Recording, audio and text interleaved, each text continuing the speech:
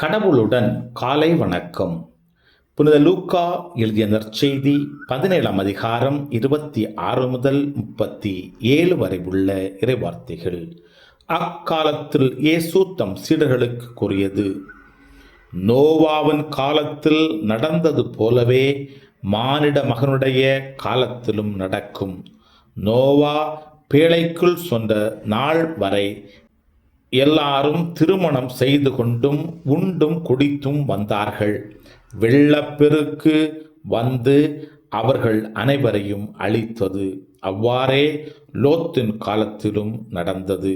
மக்கள் உண்டார்கள், குடித்தார்கள், வாங்கினார்கள், விற்றார்கள், நட்டார்கள், கட்டினார்கள். லோத்து சோதோமை விட்டு போன நாளில் விண்ணிலிருந்து பெய்த தீயும் கந்தகமும் எல்லாரையும் அழித்தன. மானிட மகன் வெளிப்படும் நாளிலும் அப்படியே நடக்கும். அந்நாளில் வீட்டின் மேல் தளத்தில் இருப்பவர் வீட்டிலுள்ள தன் பொருட்களை எடுக்க கீழே இறங்க வேண்டாம்.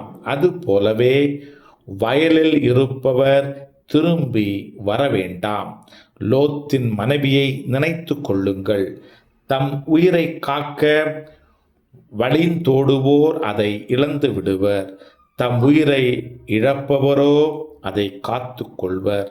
நான் உங்களுக்கு சொல்லுகிறேன், இந்த இரவில் ஒரே கட்டிலில் இருவர் படுத்திருப்பர். ஒருவர் எடுத்து கொள்ளப்படுவார், மற்றவர் விட்டுவிடப்படுவார். இருவர் சேர்ந்து மாவரைத்து கொண்டிருப்பர்.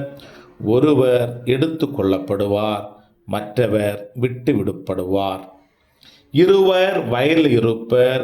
ஒருவர் எடுத்து கொள்ளப்படுவார், மற்றவர் விட்டுவிடப்படுவார்.